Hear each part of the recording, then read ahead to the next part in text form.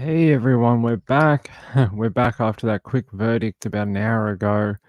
Some more information has come out, so I will get that to you. Hope you're all having a good night. Let me get you this latest information. But yeah, Gregory Lynn, if you missed it before, found guilty of murder in regards to Carol Clay, found not guilty or acquitted over the murder of Russell Hill. So there you go. The jury finally came and got their verdict done. Now we will go back to um, so they've got a small court date booked for Friday, July 19th. That is like the very first step in the sentencing sort of phase. I don't expect that day to be all that eventful. It's more like a check-in kind of thing. And they'll go on to do sentencing over the month of July. Yeah, so just one guilty verdict, one acquittal, and yeah, that's it. Hey, Just Summers, how are you? Yeah, I think that was the direction we were probably going for a period of time. Probably late last week, maybe second half of last week. I think they really thought they might get a hung jury between the jury, and then eventually, after they asked the after they asked the judge that comment on Monday, could they do X, Y, and Z? And the judge is like, yeah, yeah, you could probably do that. Technically, that's okay. They found some even ground or some common ground between each of them. So they were able to do that. Stay warm if you're in bed. Almost a hung jury. Yep. I think we were very, very close to it. All right. Let me get you the update from the news so you guys can hear it for yourself. Da, da, da. Yeah.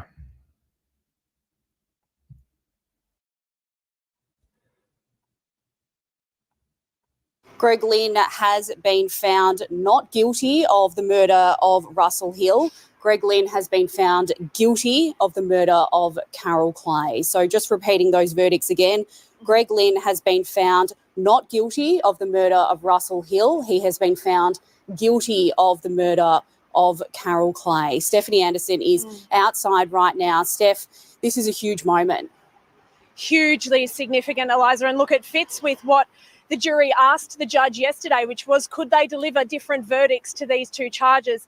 That obviously the confirmation that technically they could has been enough for them to reach that decision. So to confirm, he is not guilty of the murder of Russell Hill and guilty of the murder of Carol Clay.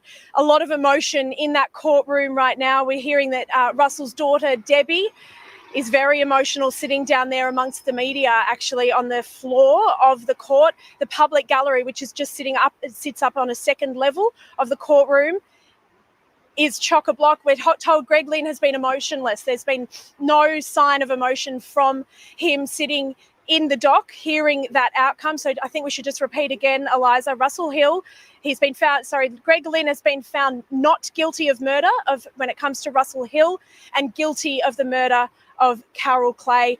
Greg Lynn, as we're told from inside the courtroom, sitting there emotionless this afternoon upon hearing. I'll leave it there. Now I'll bring you some information. Danny asked, what is the likely sentence? I would have to suggest that even though he wasn't found guilty of Russell Hill's murder, based on the way the case is structured, there is no other one or other person that can really be responsible for this series of events.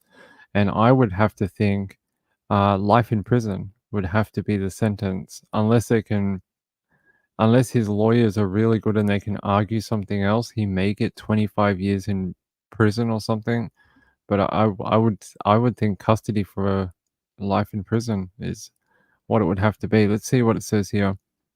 It says this sentencing snapshot describes sentencing outcomes for the offence of murder in the Supreme Court of Victoria from 2017 to 2022. And then it says The offense of murder applies to the most serious homicides when a person intentionally or recklessly kills another or inflicts severe injury on another person who dies as a result. Murder is an indictable offense that carries a maximum penalty of life imprisonment. So they said here, it's a category 1 offense if committed.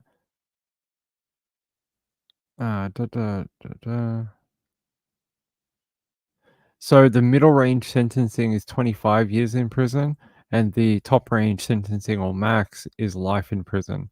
So there you go. There's your sentencing range for this, I would say, between 25 years in prison and life in prison.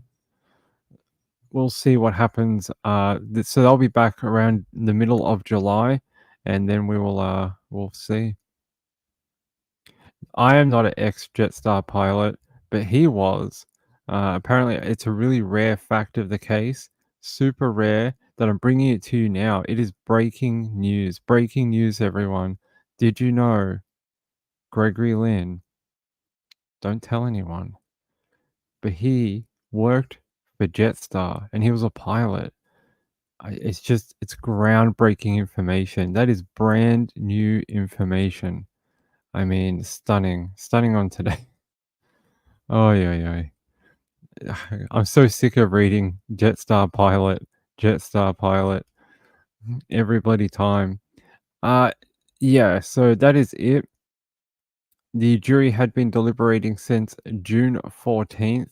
Today in Victoria, it is the 25th of June. So there you go. You can work that out for yourselves. And that's about it. I think we'll come back in middle of July and we'll find out what kind of, arguments his team's going to put up and whether there might be an appeal. Now, I said this in the verdict show. They may appeal, considering it was a split verdict. I wouldn't be surprised if his team tried for an appeal. Now, there are risks to that. There are risks. If he went for like a judge-only appeal or something like that, the judge might decide that, based on the evidence, he's guilty of both of them, and say, "Hey, I think you're guilty of both of them." So there is a risk in it. What was the issue on him? What do you mean? No, Jetstar is an airline down here. It's an airline.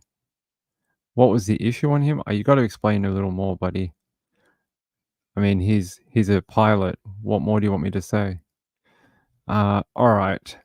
Now, I was having a little bit more of a look at this map, for where they found that body, and it's such an interesting area.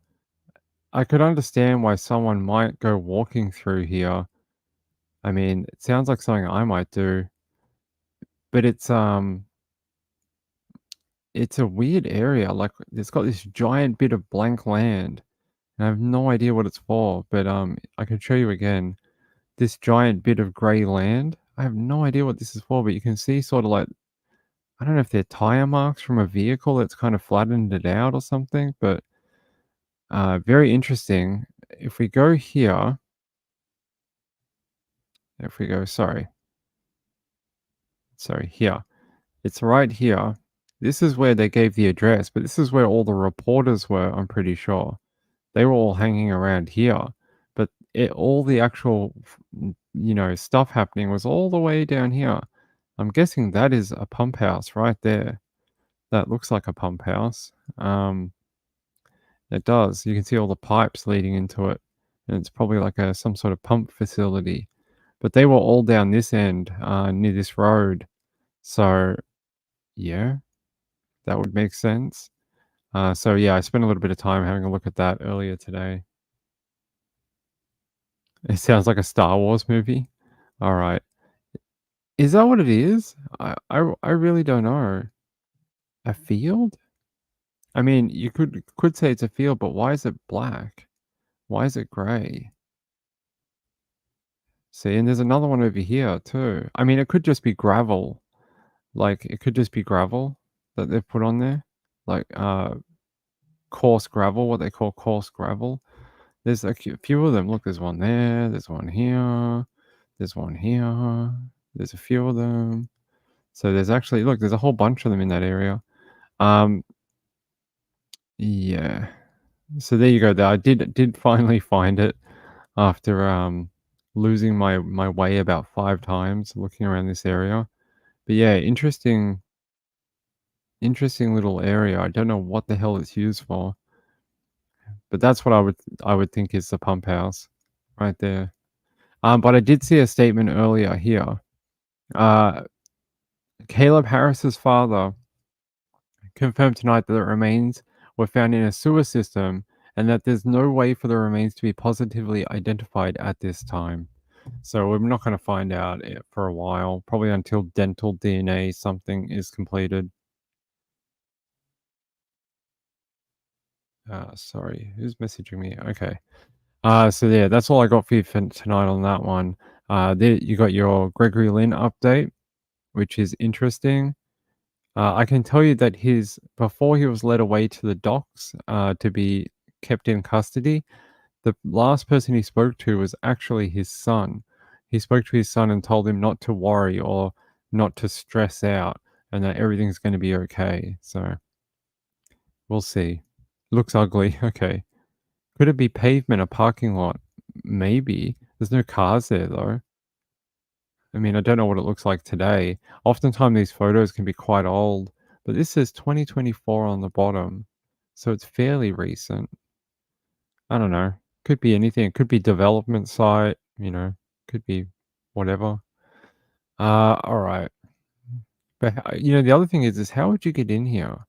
Is there a way? Oh, you can just walk in off the street. You can just walk down this laneway. Right through here, down through here, you end up here. But how do you end up in here? Or I don't know, in here under this, there's a pump, not a pump. There's a sewer system in here too. So I have no idea. Like all this water. This is much fuller. I looked at it today and it's like up much further because of the rain. This is much higher today. This looks very dry actually, but it's much more full at the moment.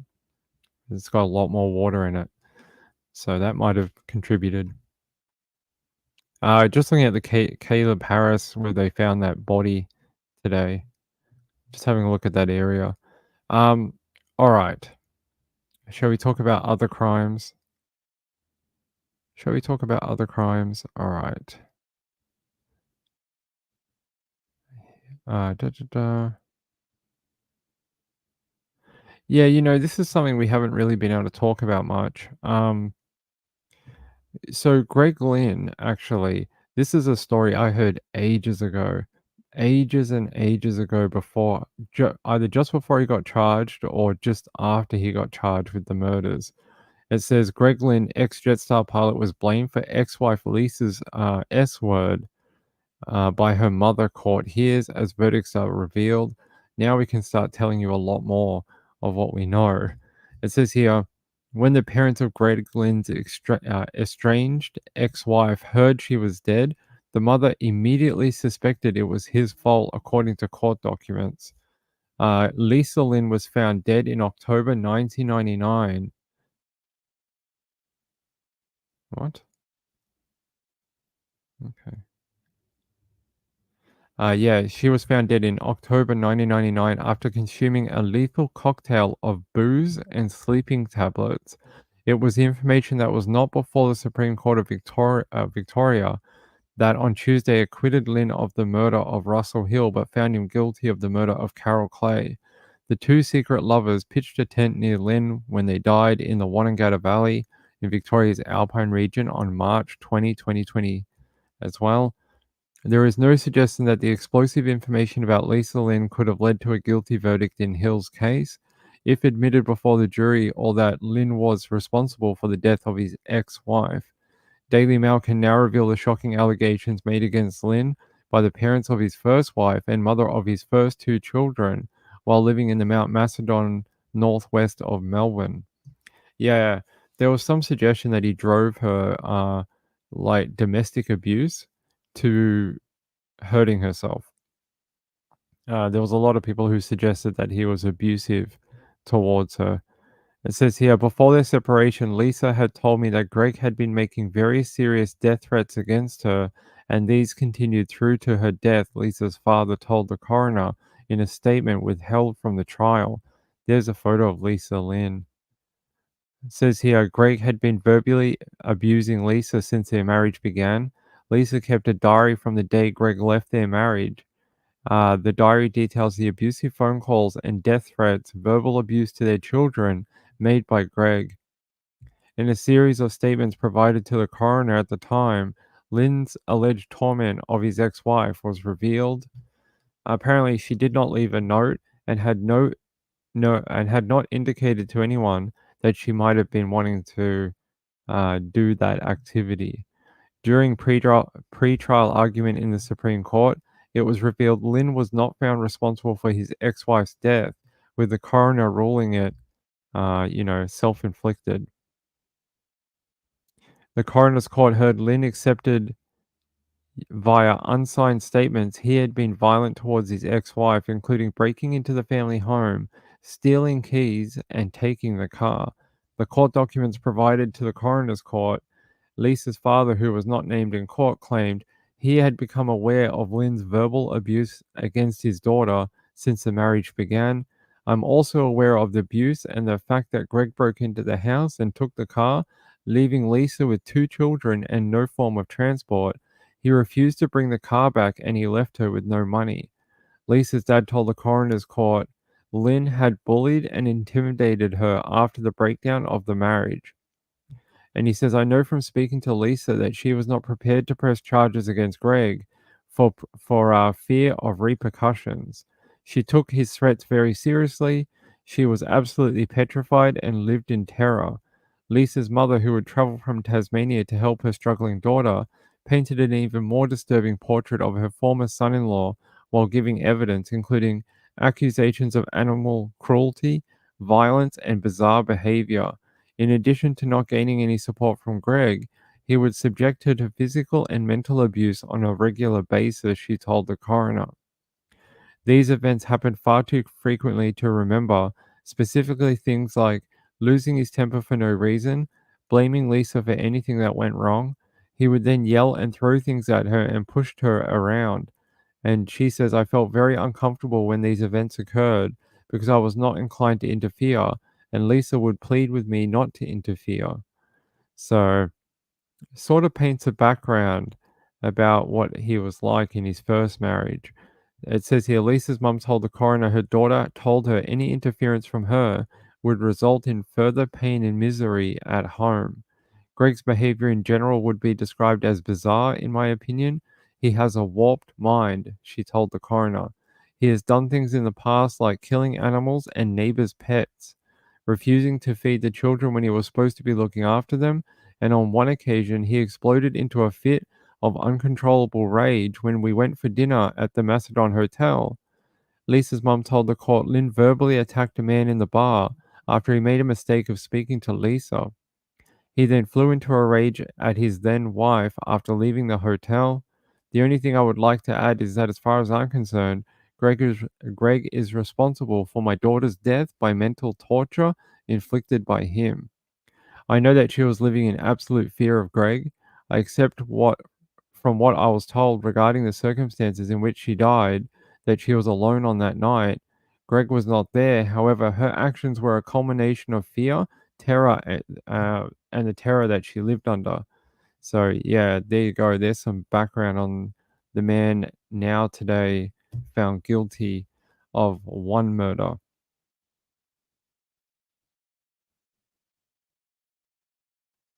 Okay. So it's saying, sounds like he has some anger issues, and if you overlay that onto the circumstances we heard about in the trial with 2 people winding up dead for no reason, you can paint some pictures there. You can join the dots yourself if you'd like. He also looks like a mug. Okay, he does a bit. Marlon Clausen says, I really hate him now. He killed those people because he wasn't. Yeah, I get what you're trying to say. Yeah, he definitely seems to have had some anger issues. So shooting two people and snapping in the middle of the night for some reason, you can't say no. And then you have to wonder if this information was available to the jury, would it have made any difference in the decision that the jury came to today? I wonder. I wonder if they knew more about the man standing in front of them pleading to be an honest, you know, good guy who was a pilot and, safely transported people around the world on a plane every day for many years, was actually a person allegedly abusing his wife.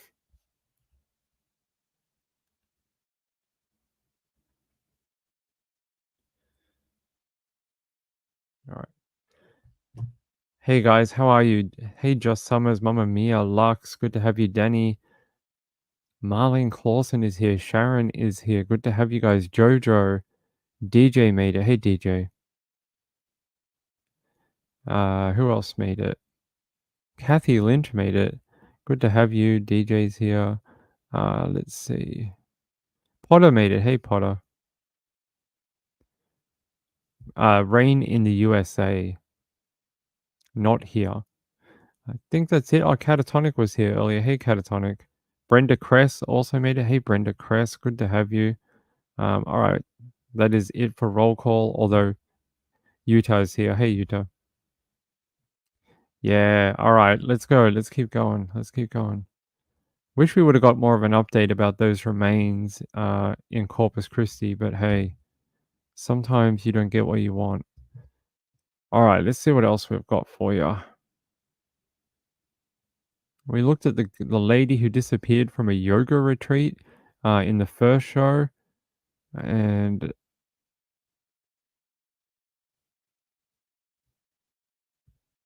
all right, let's have a look at this. Let's go to WJBK. Man charged with attempted child abduction after touching kids at Livingston County Park. Look at that. There's these mugshots of Jeremy Mills. There you go. This guy allegedly touched some children at the park. Says here, a man is facing felony charges after police say he interjected in a game of catch between young children at a picnic park and started touching the children.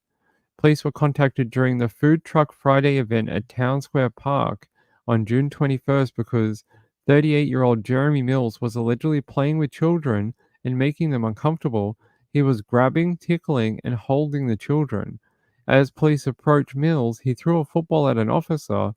Mills told police he was a friend of the children's parents, while witnesses heard him tell the children he was their uncle. Mills does not know the children or their parents. Through interviews, police said they learned that Mills repeatedly grabbed a young boy, and the boy thought he was going to be kidnapped. When the boy's parents told the boy to come to them, Mills allegedly blocked his path. Police said Mills appeared intoxicated and was not cooperative.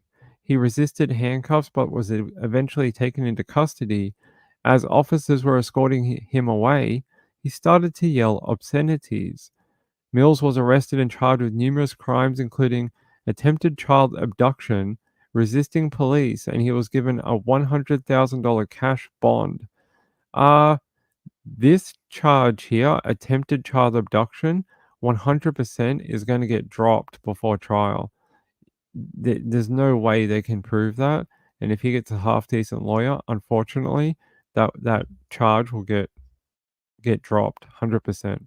The only one he'll get done with is resisting police. You cannot say it is attempting abduction of a child by stopping or blocking their path.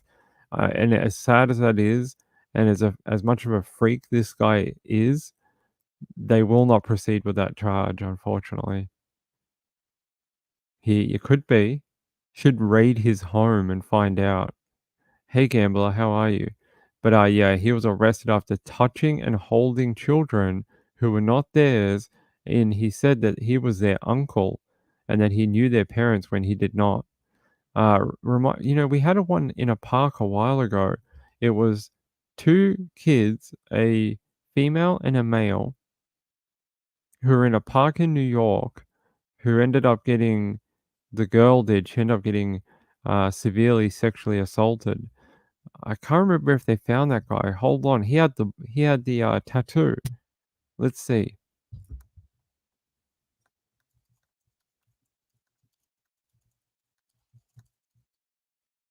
Let's see if I can,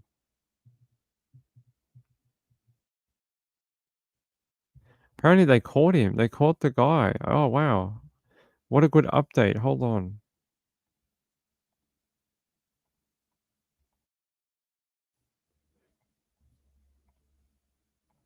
The steps taken to to identify this perpetrator were the forensic interviews that were done of both victims.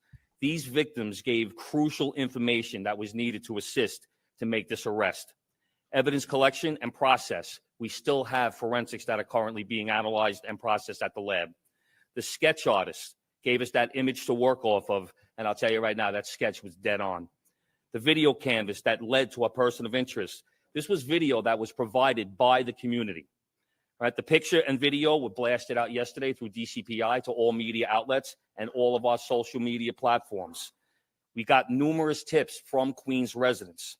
The tips came in via social media. They gave us the perpetrator's name, his Facebook account, which gave us pictures of him wearing the clothing he was wearing the same day that he committed the crime, as well as pictures of him with that distinguishable tattoo on his chest and matching clothing.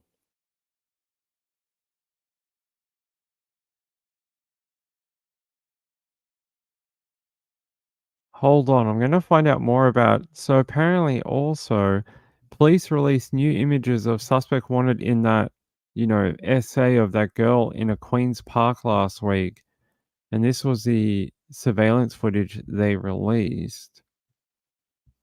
And then remember this? This was the original drawings. Hold on. Let me just go back here and check something. Did they give a name?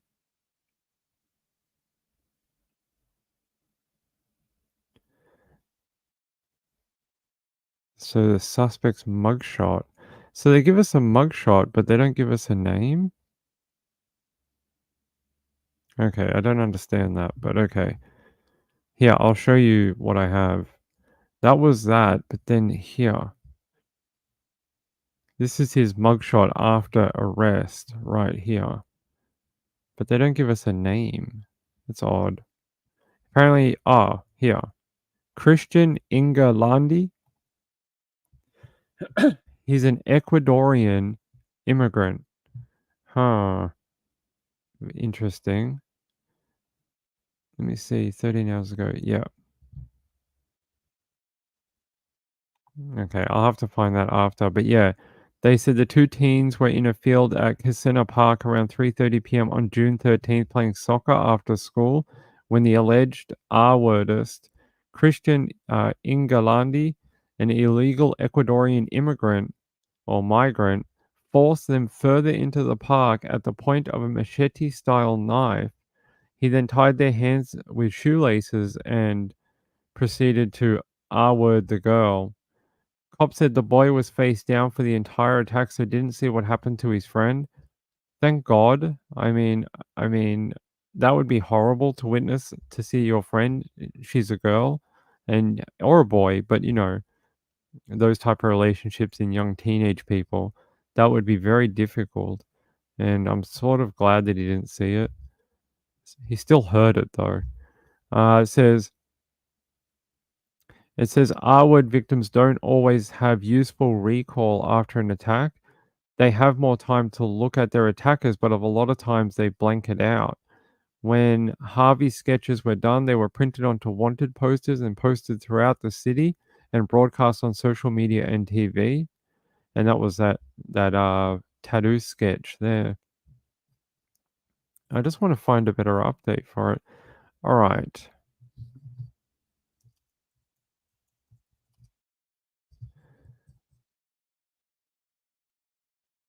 It's interesting that there's not a ton of There's not a ton of video for it.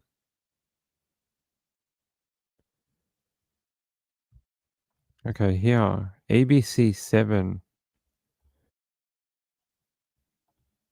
Man is now facing charges for the horrific rape of a 13-year-old in Queens. People in Corona actually recognized the suspect from pictures and video put out by police, and they held him until officers could arrive to make the arrest. Eyewitness News reporter Stefan Kim live this afternoon in Forest Hills with more. Stefan?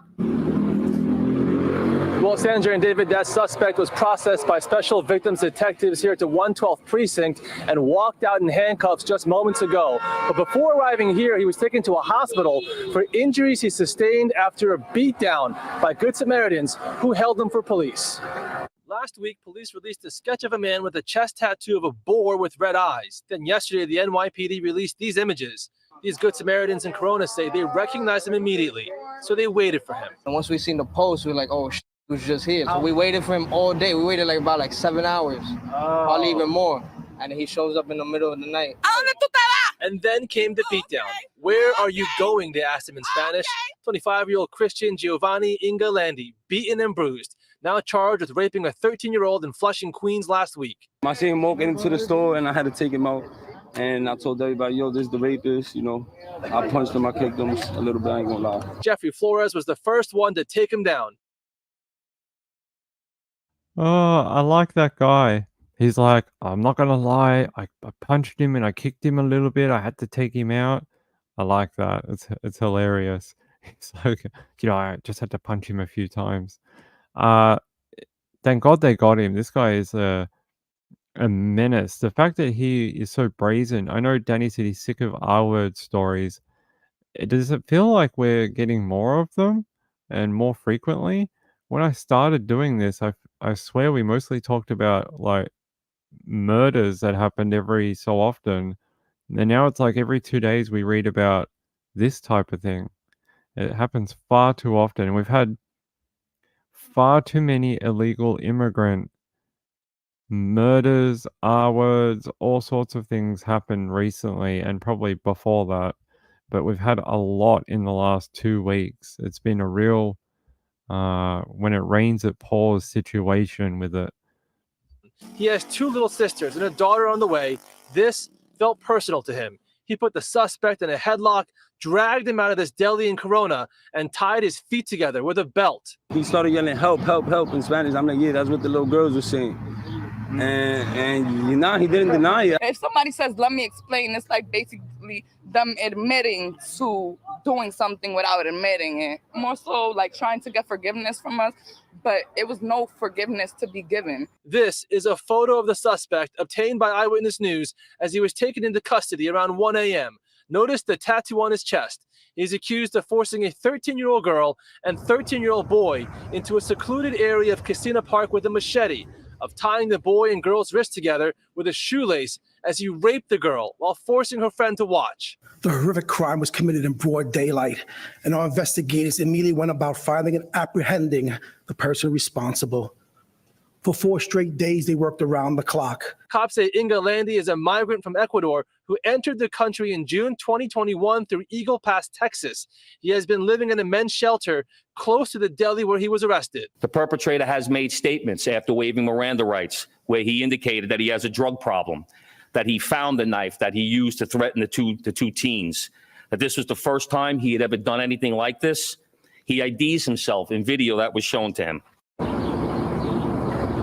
Now back here live, you're looking at video taken again just moments ago of that suspect being walked out of the 112th precinct in handcuffs. There was a crowd here waiting for him, jeering and yelling at him. He has no prior arrests in New York, police say, 1 arrest in Texas. And by the way, those Good Samaritans say he asked them to let him go, that he would just go back to his home country of Ecuador, but they were not going to let him go away. That suspect identified as an Ecuadorian. He asked them to let him go so he could go back to his home country. Where have we heard that before? We heard that in a different case not long ago. Awful. Glad, so thankful for that community. They were red on the case. They were laser focused and They were keeping an eye out for him. This is one you have to say that without community help would never have been solved so quickly. Well done to that community around Queens. They did a great job. Yeah, I like that guy. I just had to hit him a couple of times. I kicked him a few times as well. I had to do it. Had to take him out. I like that guy. Yeah, God bless that community for sure. Yeah. Yeah, it's nice when we can get a quick resolution and we don't have to wait 5 years to find out what happened, and the victims don't have to worry for so long. Yeah, it was the people on the street that got him. The cops did nothing. I mean, not that the cops did nothing, but they didn't capture him. The people did. Um, hold on. Let's see if we can find something else. Okay, that's all right. We'll do that one after. I want to see what this is. This the same one? Yeah. Look at this. We beat his ass. I like that. Let's see what I want to see someone say. We beat his ass. All right. Ecuadorian migrant who entered the country illegally and is now facing a slew of charges, including rape and kidnapping. This all dates back to an incident at Casino Park on Thursday when he allegedly forced 2 teens into a wooded area at knife point. Fox 5's Michelle Ross is live. Queens Special Victim Squad in Forest Hills. Police say he is the man who raped a 13-year-old girl in Casino Park last week. Rapist for you guys! About 3 miles from the crime scene in Corona, residents there recognized him from the neighborhood. They say they all waited for him at this bodega on 108th Street, where he often went, before attacking him. Boom. He comes, we caught him. Spot him, got him. We just happened to see the suspect and we acted accordingly. I need to do something because it's just not right. And I got 2 little sisters. I'm about to have a daughter. And that's just not right. He a rapist! Here, we found that the community was holding our perp. At the time, the community was trying to hold the perpetrator, waiting for the police. He fought with them, and the community. I like the police. Like the police are giving the community a little bit of cover. The police, the chief was like, they held him, and then he like fought, and he was gonna fight them. So they had to defend themselves, and that's why he's so beat up and got a black eye and a broken nose and a broken jaw and is missing teeth. I mean, they were just doing what they had to do to keep him, under citizen's arrest until we got there. But it's nothing to worry about. The community, they're fine. Yeah. Danny Mitchell says nothing. No, I meant like they didn't do anything to capture him. The community got him that day and waited for the cops. But the cops did all the posters and the media appearances and all that. I meant just getting him. The community did that.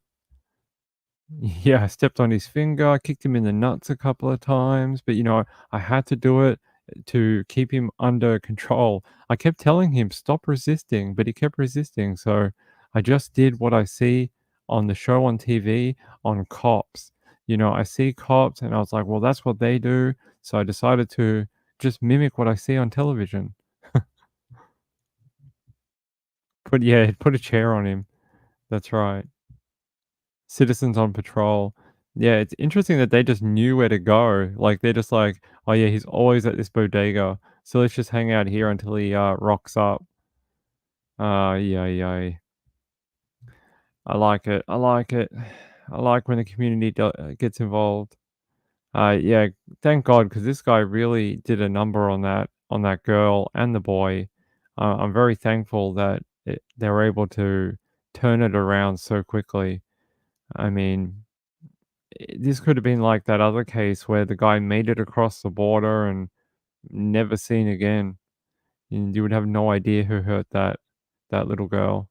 So tough area, yeah. Don't commit crimes in that area. They're gonna come for you. You get a wanted poster with your name on it. They're gonna get you.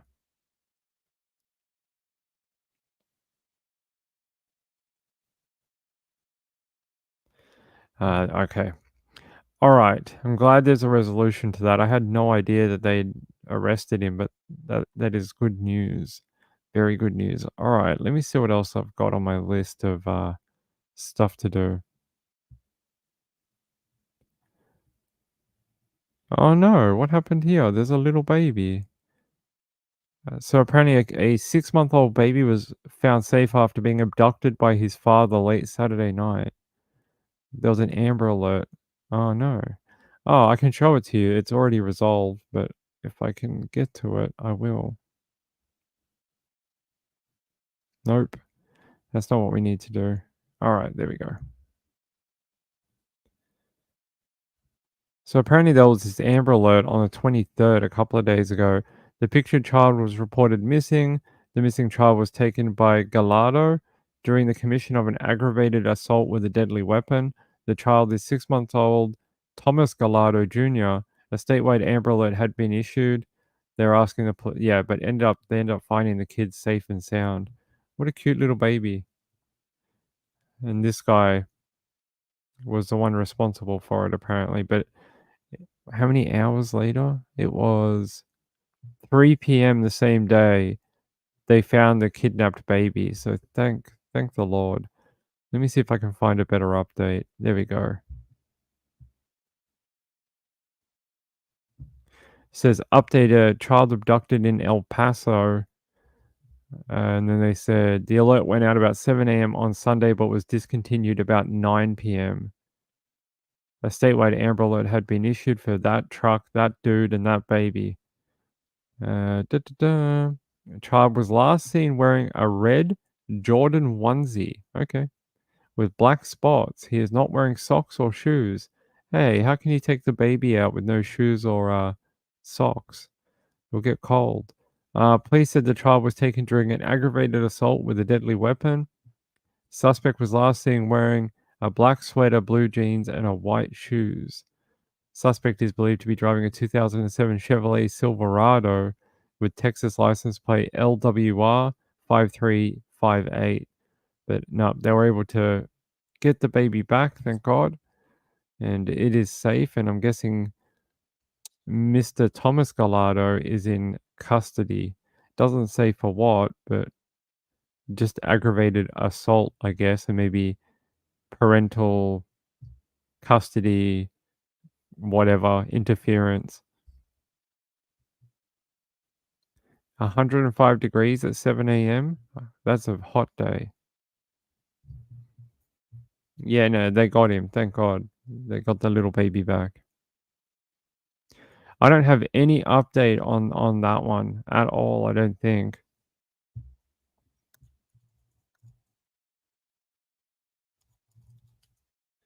Yeah, I don't think so. But Grizzly's been doing a lot of live shows on it. Grizzly True Crime. They had another one yesterday. Custody battle turns into manhunt for Aaron Ong and his daughter Soraya. But I don't have any update for Soraya. Nothing. Which is concerning. The fact that they reckon they're in Mexico somewhere is very concerning. Yeah, I don't have a update for you. Sorry about that. There's literally no news, nothing at all. Just that people are told to keep an eye out for Soraya. That's it. All right. Let me see if I've got an update about these people that died. These people that died in that home. Let me see.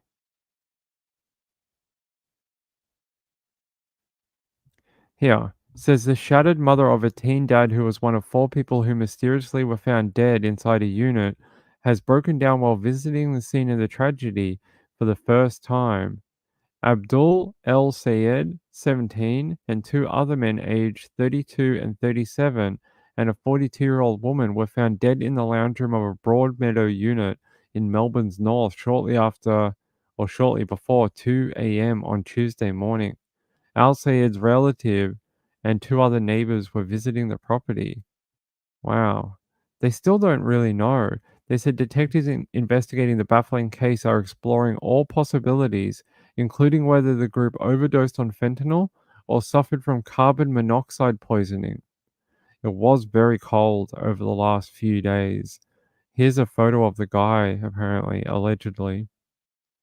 This is the young guy that was found dead in the unit. They don't know what from, though, along with 3 other people. There's family members. It says here, photos posted on social media show him cradling his partner's baby bump as they prepare for the birth of their child. In another post, his mother gushed about their close relationship. A neighbor last saw the 4 people alive about 2 a.m. on Monday. Corey, who is also brother-in-law to one of the dead men, told 7 News he believed the deaths were caused by a drug overdose. Could be. He said on Tuesday, police continued to use oxygen tanks while accessing the property, but the brothers don't believe the deaths were caused by any kind of fumes. I went straight in there. I didn't smell anything. Sometimes you can't just instill smart in people, can you? What did he say? I went straight in there and I didn't smell anything. What is carbon monoxide? It's normally an odorless it's an odorless gas that you can't see or smell. So why would you walking in there and not smelling anything mean anything? All right, I know you just lost a family member, but come on. Your conclusions don't add any validity to your statement. Yeah, that's a weird thing to say. I totally went in there. I didn't smell or see anything, and now I'm in heaven. What happened? What happened? Why did I die? Oh, you died from carbon monoxide poisoning. Oh, okay. It very well. If the cops are using gas tanks to enter the property, I would be very concerned that there is some sort of they would use a reader. The cops will always use one of those like an alarm to measure the levels in the home before they go in, especially when they can see that there's 4 people randomly dead inside the home. And the fact that they're using gas tanks, I would be cautious to be like, it's a drug overdose. Right. If you let oxygen in, it'll flush it out. Said the body looks different when it's CO related death. Yeah, because they die from apoxia. So you die from basically suffocation.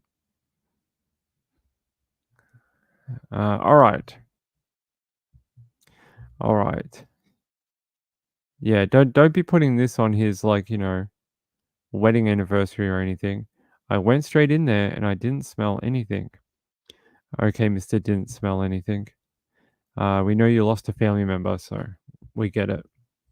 They said it's understood that all 4 people in the property were known to police. The detective inspector Thomas said items from the property would need to be taken from the scene and examined, but would not confirm if there was any drug paraphernalia located on the property. They said it is unusual to find 4 people deceased at the property, potentially from a drug overdose, but we've got to keep an open mind until we confirm that is the case. It could be anything. Yeah, so they're not even sure. Even the police are not 100%. Let me see. Let me see if I can find anything else about him. No, it's a very common last name, unfortunately. Cherry Red. Ah, okay.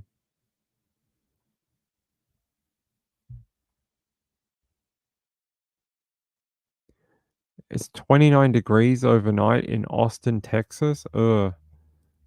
That is disgusting. Yuck. No one wants 29 degrees at midnight. That is yucky. No one wants that. All right. Let me see what else I have in my links for you. It's been a funny, slow week in true crime. It really has.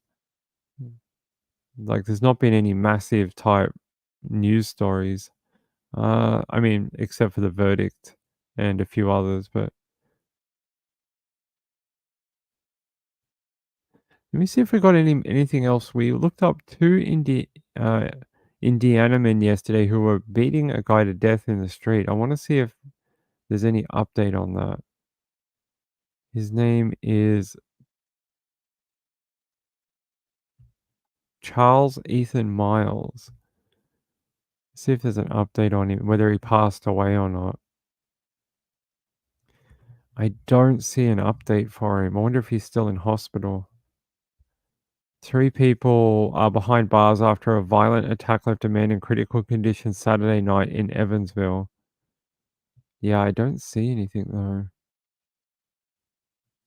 Oh no, they still haven't released the victim's name. Sorry, that other guy, Charles Ethan Miles, is a perpetrator. But I don't see... Yeah, I don't see an update on the victim, whether he survived or he passed away. I don't know. Someone in the chat a while ago was trying to tell me that fentanyl overdoses don't happen the way we're told they happen. Like, we've all seen those videos where the cop touches something and then starts ODing or whatever. Someone pointed me to some research that says of all the type of people who've had accidental exposure and then OD'd or whatever, their blood work showed that it wasn't actually a fentanyl overdose. Interesting. I don't know if it's true, but... okay. Cherry red. Well, that is an interesting tidbit of, death investigation. Okay, let's see what else I've got for you. What? This is interesting. A teenager on Thursday has died after being found on a park bench in Harlem 2 days earlier. Treshawn Clements, 16, was found unconscious near West 149th Street and Bradhurst Avenue just before midnight on June 18th. Police sources told Pix 11 News that Clements had no visible injuries on the park bench and was taken to hospital where he was pronounced brain dead. Police said no one has been arrested and the investigation is ongoing. What? All right, let's have a look.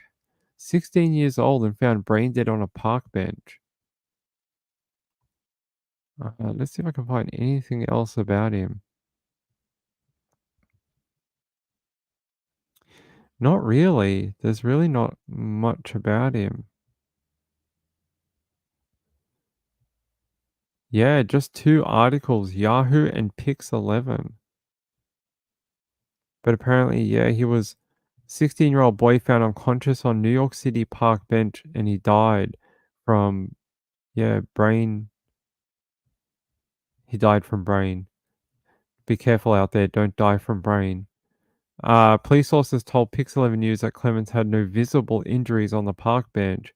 He was taken to hospital where he was pronounced brain dead. Additional information is not immediately available, but they're asking anyone to contact police if you know of anything. That is odd to find a child on a park bench brain dead. Hopefully it's not yeah. Yes. You've been listening to far too much Joseph Scott Morgan. Math cooking? I mean, I often like to wear my O2 tank when I'm math cooking. I mean, sometimes you get so caught up in the numbers and, you just need that oxygen tank. I mean, you just need that added oxygen to keep your brain going, to keep, keep that math going. That math is hard, especially when you get a little older. Added oxygen definitely helps. Hey, Snapcrackle, how are you? Lost in the math, yeah. What happened to him? Oh man, he got lost in the math. It's a, terrible, insidious disease. Yeah. A Russian spy? I don't think so. Yeah, well, in England it is. I don't know about New York City. In England, that is true. But I don't know about New York. That's a bit odd. There was actually people who, if you don't know about it, in England a number of years ago, Russian spies put some sort of substance from a perfume bottle. They were trying to kill someone that they didn't like. But a woman and her partner found the bottle. They sort of did dumpster diving, and they found the bottle, and he was sort of like, "Hey, I gave it to my wife or girlfriend or whatever," and she put some on, and it was that nerve agent, and it ended up killing her, right?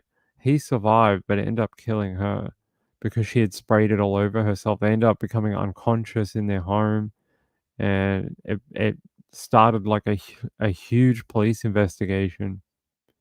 If you guys don't know about this, I'll show it to you. Hold on.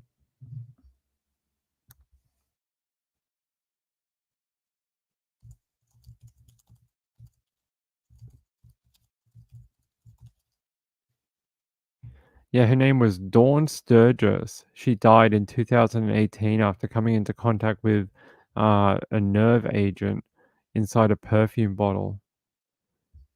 Let me see if I can find anything for you.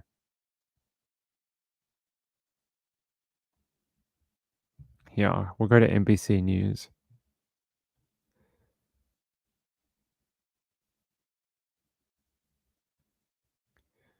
Yet again today on this, and Britain's Prime Minister Theresa May was tweeting about it overnight, writing, "I'm appalled and shocked by the death of Dawn Sturgis, and my thoughts and condolences go to her family and loved ones," adding that police and security officials are working urgently to establish the facts of this incident.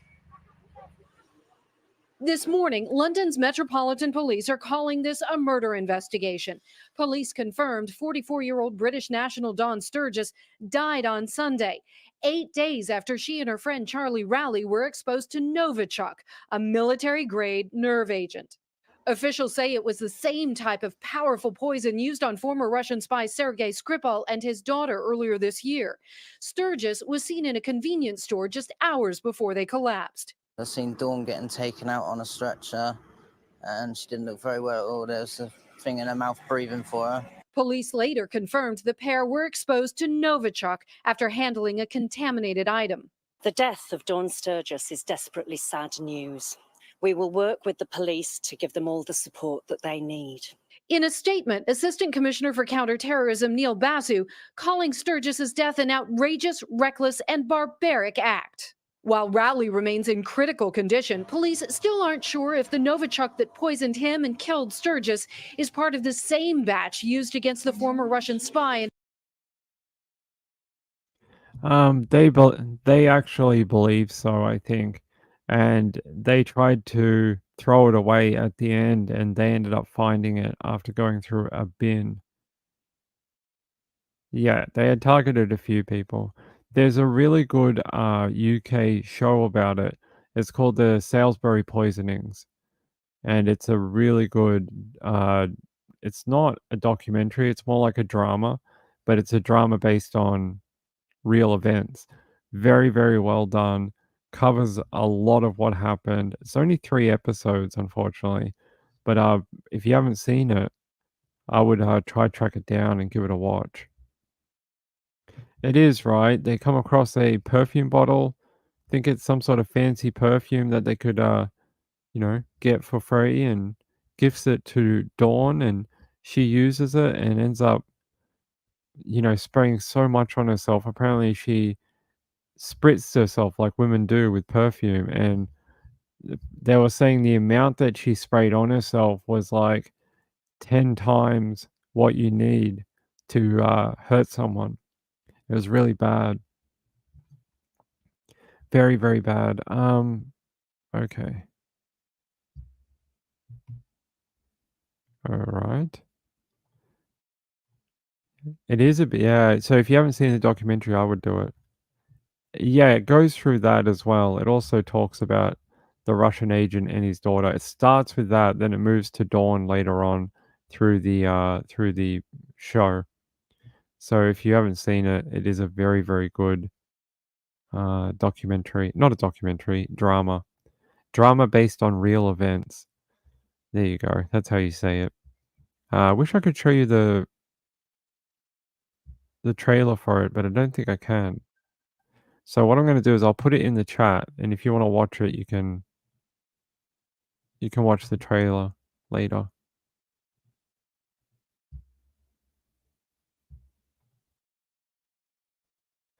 Yeah, I tricked him into putting it on his face. Yeah.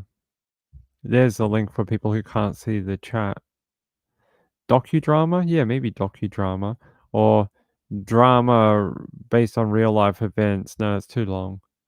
Real drama life. I don't know. Alright. Yeah, Nerve Agent, right. I remember that was in like Taiwan or whatever. And they actually hired these women saying it was like a prank TV show or something.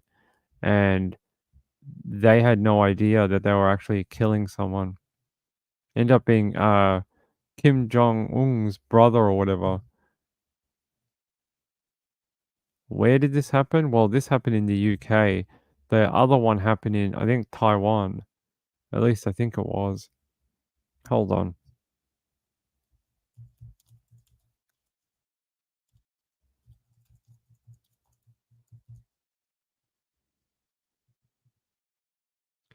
He was...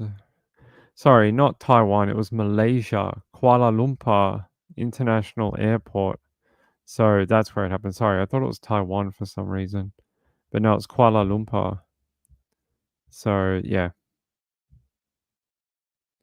Yeah, many years before, it's there's another documentary on that one. Not a documentary, same sort of thing, a drama slash, real life based on him. I watched it only a few weeks ago, actually. Where is it?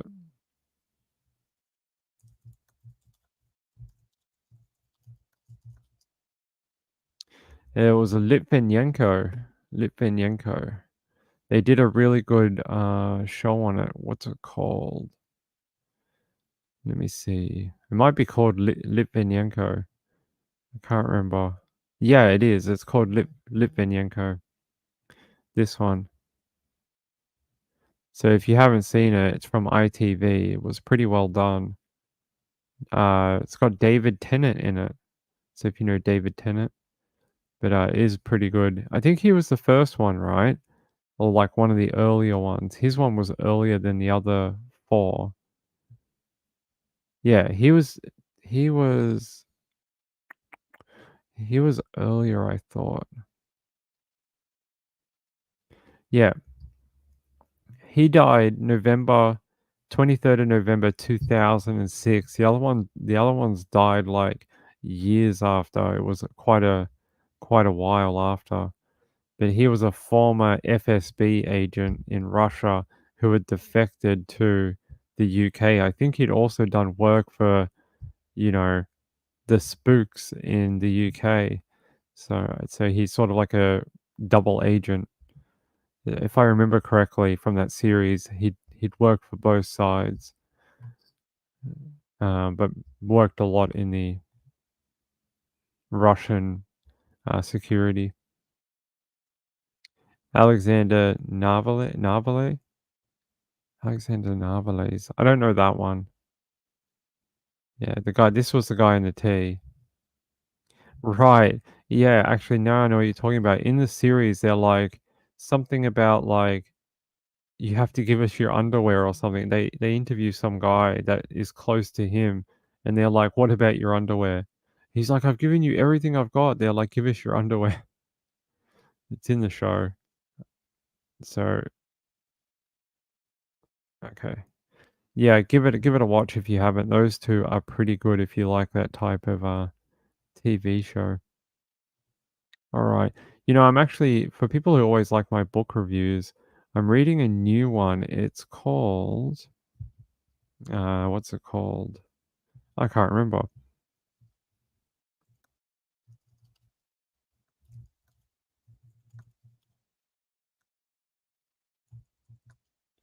Hold on, let me have a look in my book reviewy thing. If you like books and you're not like you don't want to pay for them all the time, you can join NetGalley. It's called NetGalley, and you can get books from publishers for nothing, and you can read them on your phone or Kindle or whatever. So I'm reading this new one called Criminal Profiling, and it's a criminal profiling book. It's this one.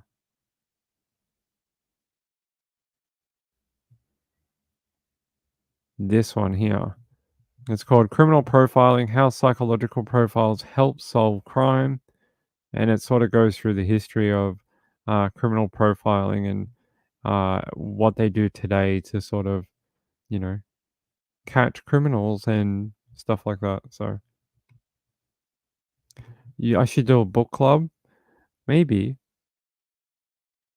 Killing Eve on A&E. I can't say I've watched it. What's it about? You have to tell me.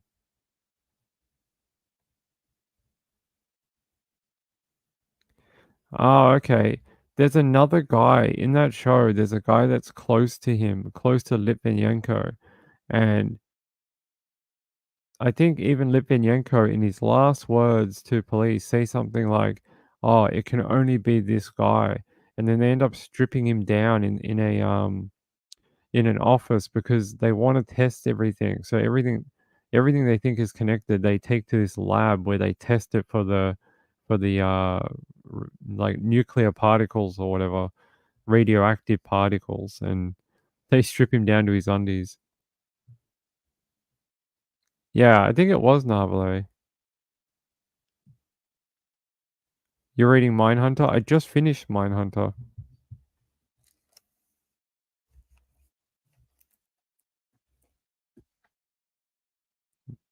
It's right. It's right there. Have it right here. I'm just about done with it. Yeah, it's a decent book. It's a little outdated now. It's a little outdated. Some of the things in here don't match up with today's science or whatever, but it is an interesting read. All right, I'll have a look, Miss Sharon. I will. The interview room? Yes, because of Rex. Yeah, I wanted to find out a little more about why he was so attracted to those two quotes in the book. And we talked about it a couple of weeks ago, actually. When the document came out, we went through the book and I showed everyone a few different bits out of the book. There is some interesting stuff in it. Especially, I think we showed, what case was it?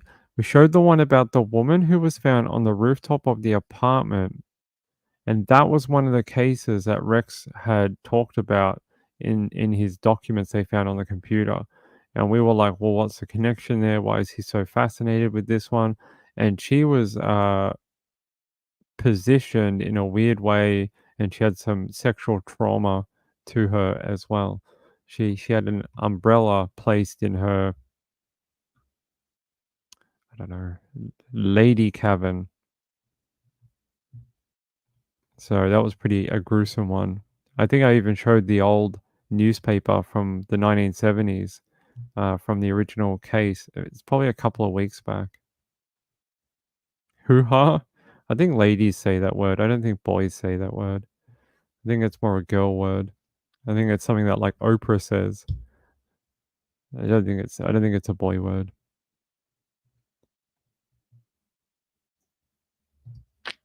Have a look. Have a look at 175, 185, and 190.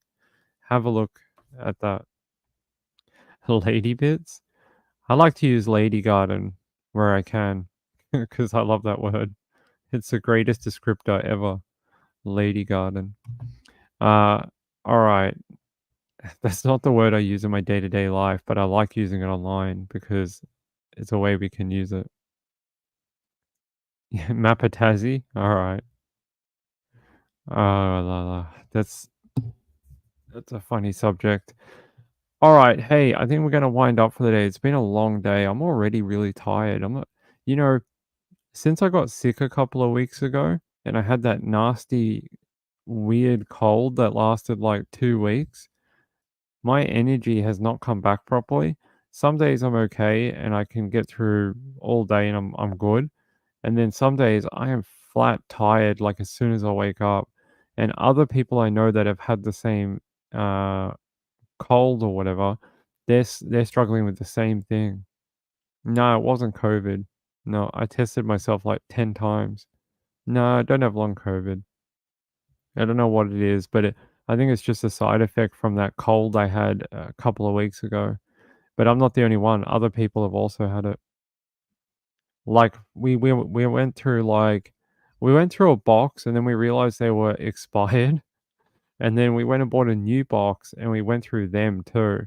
So I don't know, like 10 different 10 different packs or something. Yeah, it's just like I feel like I don't have the same energy that I normally have. And even by like 3 o'clock, I'm like, oh, is it nighttime yet? We can go sleep and get your thyroid checked. I had a blood test only like a month ago, but I can check it again. I think it's more just, like I said, other people we know have had either they caught it through chain of transmission through me, but they had the same thing and they're having the same side effect. It's very odd. It's not as bad. When I first was sick, it was really bad. I was getting it like, when you're sick, I was having it every day. But when I got over it, it was happening almost every day. But it's starting to space out a little more. I can go sort of like 2 or 3 days now, and then I'll be tired on the third, fourth day, or something like that. So it seems to be spreading out a little bit better. A disaster story.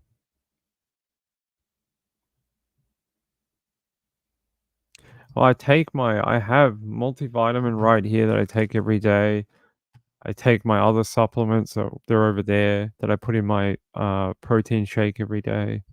So there's an age at which cold and flus really start to affect you.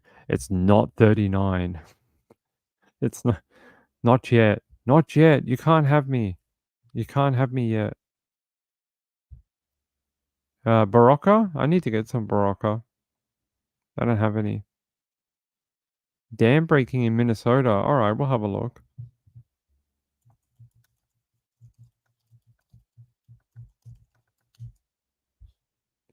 Let's have a look. Okay. Hey, we always like a dam breaking. No, we can't use that. Damn it. Hold on, we can't use World of News or whatever. We can use this one.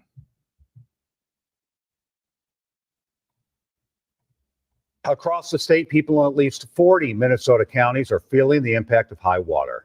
This evening, the flooding has put an iconic dam in jeopardy, along with homes and a business nearby. Due to a buildup of debris, the Rapidan Dam near Mankato is in imminent failure condition, according to the Blue Earth County Sheriff's Department. The debris caused the Blue Earth River to make its own path around the dam early this morning. John Lortzen shows us the damage that's already been done and why a family's livelihood could be next. Heard a big boom, lights flickered on and off. Jenny Barnes and her family have owned the Rapidan Dam store for half a century. She often works through the night baking pies. And around 2 o'clock Monday morning, she heard loud bangs, saw flashes of light, and knew the river was getting too close for comfort. The water is rerouting, and it's rerouting towards our house, my dad's house. He's lived there over 50 years. The bangs and flashes were a result of the flooded Blue Earth River taking out an Xcel Energy substation and a county shed. It rerouted because of the debris piled up against the dam, putting pressure against the structure. Power poles and trees were also taken out, and Jenny's dad's house could be next. It's very close to the house. We had to evacuate this morning, get everything as much as we could out. We've evacuated the store. We took all the machines out, all the freezers and such. For some people, this is a historical moment. For us, it's a life-altering event. Throughout Monday, the river continued to carve out the ground below the longtime family home, leaving the east side of the house hanging over a cliff. As Blue Earth County Sheriff's deputies made sure onlookers stayed safe, Jenny was coming to terms with possibly losing her dad's house. But she's still hopeful their iconic store will be spared. That is a lot of water. Poor people, right? They might lose like their whole livelihood. Terrible. I hope that does not actually happen, although that is a lot of water. Yeah, let me mute it, and then we can have a look. Look at that. It's like, hey, there used to be land here, and now there is no land. It's just water. Lots and lots of water. I hope everyone in southern Minnesota is okay.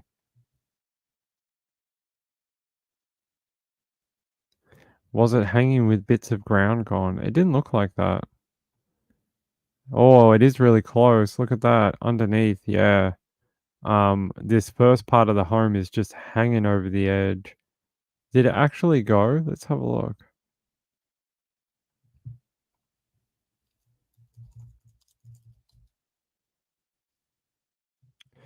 Uh, 7 hours ago from Fox 9 Minneapolis. Let's have a look. Monitoring developing conditions at this Rapidan Dam this evening on the Blue Earth River. Take a look at all of that. That is drone video from this afternoon where all day long the raging water has been eating away at the riverbanks. And officials are preparing for what they call imminent failure. The Rapidan Dam is along the Blue Earth River just south of Mankato, and our Rob Olson is on the ground there keeping a close eye on what's developing. Overwhelmed, scared, nervous. It is a mix of resignation and of grief and impending doom to watch the house she grew up in await its fate I'm so exhausted. I've been up all night. of falling into the Blue Earth River. It'll happen. We don't know when, but it's going to be inevitable that. How terrible for her. Half of the bank's already gone that's supporting her home, so she's probably right. It probably will eventually fully go. All right, my little friends, my chat friends. I'm gonna go for the day, and then okay, DJ, thanks. DJ says there's a presidential debate on Thursday night. All right, well then we're probably not going to do a show Thursday night then because there just won't be any people around. Everyone will probably want to watch the debate, so we might come on after the debate. All right, hey, I love you all. We'll be back tomorrow. Thank God we're through the deliberations in the Lynn trial. We're done. Gregory Lynn found guilty of murdering Carol Clay, not guilty or acquitted of the murder of Russell Hill. So that was the big news this afternoon out of Melbourne, Australia. Have a great day, everyone. Have a great Tuesday tomorrow. And yeah, we'll be back. We'll be back. I'll see you tomorrow, 9 p.m. Okay? Good night, everyone. Bye.